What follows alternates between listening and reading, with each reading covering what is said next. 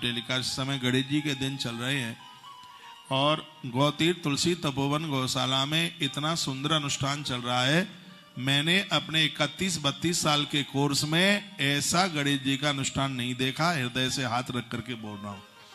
जो हमारे आचार्यों के द्वारा मधुसूदन शास्त्री गुरुकुल के प्रिंसिपल हैं, उनके जो सानिध्य में जो चल रहा है, दिखाओगे एक बार तस्वीरें? कुछ मैंने तुम्हारे मोबाइल में भेजा है।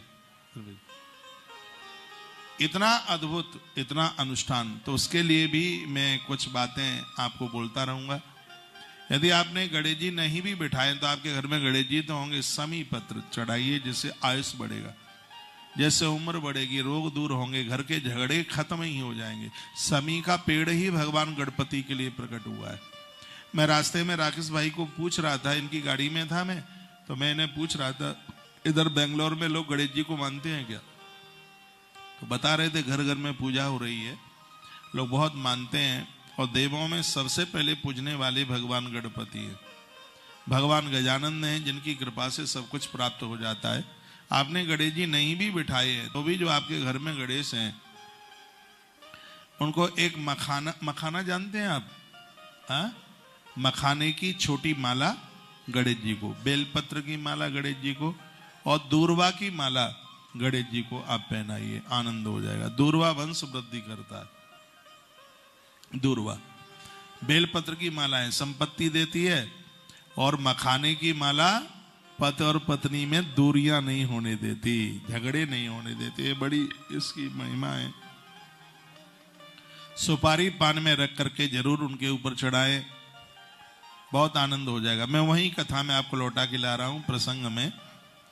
तो मंदोदरी को हनुमान जी ने कहा कि जब तक वो बाण तेरे पास में है, बेटी चिंता ना करना, तेरे पति का तब तक कुछ नहीं बिगड़ने वाला है।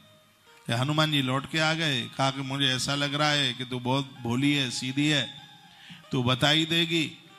मंदोदरी को लगा कि गुरुजी तो हमारे बहुत पक्ष में है, लेकिन गुरु कभी अधर्म के पक्ष में नहीं होते। मंदोदरी तो बहुत अच्छी है, लेकिन वो अपराधों की पंगत में खड़ी थी। वो सुलोचना इतनी बढ़िया नारी है, सुलोचना मेघनाथ की पत्नी, लेकिन वो एक अन्यायी का संग दे रही थी, अन्यायी का साथ दे रही थी। और मैंने बोला है कि पति परमेश्वर है।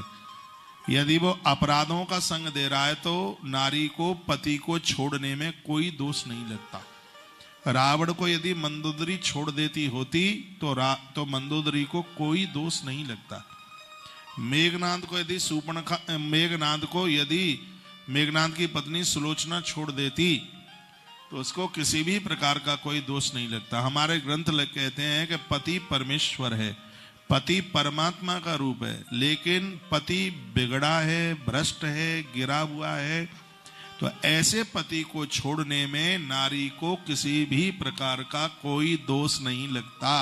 पुरुषों को बुरा तो नहीं लग रहा है, आप तो सब अच्छे लोग हैं, आपको तो बुरा लगेगा ही क्यों।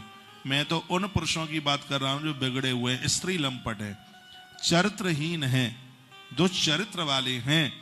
ऐसे पुरुष को छोड़ने में, अरे ऐसे गुरु को छोड़ने में भी किसी प्रकार का दोष शिष्य को नहीं लगता। गुरु चरित्रहीन है, उसके पास सदाचार नहीं है। देखो, गुरु को भगवान माना गया है, लेकिन उसके पास चरित्र नहीं है, चरित्रहीन है। तो ऐसे गुरु को छोड़ने में शिष्य को किसी भी प्रकार का कोई दोष नहीं लगता। ये तो हमारे ग्रंथों में लिखा है। नारी साक्षात शक्ति का रूप माना गया है।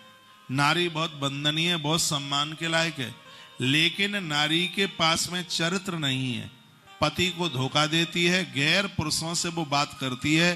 तो ऐसे स्त्री को छोड़ने में पुरुष को किसी भी प्रकार का दोष नहीं लगता। ये तो हमारे ग्रंथों में वर्णन है। वो बातें तो वो सबके लिए है। अब आप ये कहेंगे कि हनुमान जी ने ये तो मंदोदरी के साथ बड़ा गलत किया। हनुमान ऐसा देव है, वो किसी के साथ गलत करेगा? कभी भी नहीं। मंदोदरी एक गलत का संग दे रही थी, गलत का साथ दे रही थी। आप कहोगे वो तो उसका पति था। अरे जिनके प्रियन राम वैदेही, जो से भगवान ही प्रिय नहीं है, उसको तो जीवन में से ऐसे त्याग दें जैसे दूध के कटोरे में से माखी को उठा करके फेंक दिया जाता है। ये तो गोस्वामी तुलसीदास जी ने अपनी कवितावली में लिखा है, मीरा के लिए पत्र लिखा था। जब मीरा ने कहा था कि मैं बड़ी परेशान हूं, ये लोग मुझे बड़ा परेशान करते हैं, अब हम क्या करें, तो गोस्वामी ने कहा कि त्याग दो इनको, चले जाओ तीर्थ में।